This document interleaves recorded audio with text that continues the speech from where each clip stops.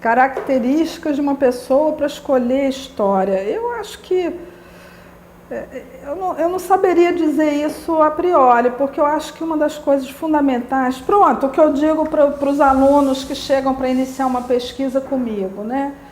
Eu acho que assim, um historiador que se dedica à pesquisa, porque o historiador pode se dedicar à sala de aula, enfim, pode se dedicar a trabalhar num museu mais na área, né, de projetos, de divulgação, enfim, tem uma gama imensa. Então eu vou falar do ponto de vista do pesquisador, que é o meu ofício no Museu de Astronomia.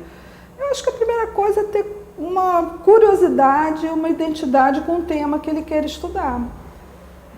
Agora, lógico que essa curiosidade, esse tema, muitas vezes ele pode chegar a partir do contato que você tem, né? Uma experiência de uma bolsa PIBIC, ou uma experiência de ver. Então, assim, se eu fosse tentar pensar numa característica, talvez aquelas pessoas que adorem brincar de detetive, né, gostem de ler, né, um ofício que requer muita leitura. E acho que é isso, talvez aqueles que se identifiquem com, assim, desvendar, não vou dizer mistérios, mas assim, às vezes mistérios, né, porque coisas, né, que às vezes não são acessadas numa primeira leitura. A gente tem que ter todo um instrumental para dialogar com sociedades e com pessoas que já não estão mais entre nós normalmente, né? Enfim, são coisas do passado. Então, acho que é isso. E eu brinco também que o historiador deve ter um certo espírito de fofoqueiro, mas para falar das pessoas que também já viveram aqui há mais tempo, porque é isso, se eu acho que a história é feita pelos homens, né?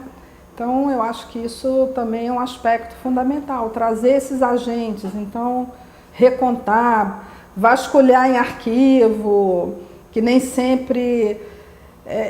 E talvez como uma última característica, acho que o trabalho da gente, o retorno demora muito, então a gente não tem que fazer pensando já no retorno e no produto final, mas assim, o próprio processo de busca é o que enriquece o pesquisador, na minha opinião. Às vezes a gente nem chega a um resultado muito eficiente, mas acho que na busca de ir para um arquivo, descobre um texto, uma imagem, enfim, coisas que vão ajudando a gente a responder às nossas curiosidades.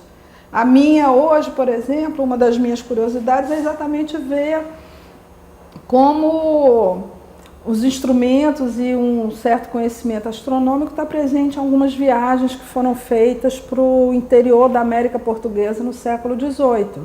Ou seja, o que é fazer ciência em campo no século XVIII, quais são os recursos que o sábio tem. Até por isso, porque muitas vezes esses sábios são analisados pelo seu resultado. E a gente esquece que as condições da produção daquele conhecimento é fundamental. Por isso que eu estou dizendo, às vezes tem um lado do fazer que é muito importante. Então, eu acho que é isso. Eu até não gosto muito de montar quebra-cabeça, especialmente aqueles de 1000 peças, mas eu imagino que um bom historiador é alguém que tem uma paciência de ver pedacinho por pedacinho e como juntar essas partes, né? Como é que ele pode dar um enquadramento, que é isso, são as teorias que a gente acessa, são, né, as metodologias, mas no fundo é isso, a gente parte de uma curiosidade, começa a juntar um monte de pedacinho que depois a gente tem que tentar fazer com que aquilo apareça com algum sentido. Acho que isso também seria uma dica, né? Gostar. Talvez um historiador da ciência, uma das coisas que ele tenha, né, pensando, está me vindo agora, eu acho que assim, que não tenha medo das ciências, né? Porque a gente também, a nossa sociedade aprendeu a encastelar demais a ciência como uma coisa inacessível. Lógico, se a gente pensa hoje que eu fico até receosa de falar, mas vamos lá. Se a gente pensa hoje que muitas vezes um fenômeno físico é traduzido numa linguagem matemática, então eu diria que um historiador tem que saber matemática se ele quer ser um historiador da ciência, porque vai haver momentos que ele vai precisar disso. Mas a gente não tem que ter medo também de dizer, não aprendi essa linguagem, então eu vou ter que aprender algumas coisas para ajudar no meu ofício. Então, Eu estou dizendo isso porque quando eu estou pensando muito a partir da minha formação, porque há historiadores da ciência que são formados em matemática, em física, e que fazem história da ciência provavelmente de uma maneira um pouco diferente da que eu faço, igualmente importante, não estou querendo hierarquizar, mas que talvez eles sim tenham mais intimidade com essa linguagem de números, com linguagens de equações, que o historiador às vezes não tem.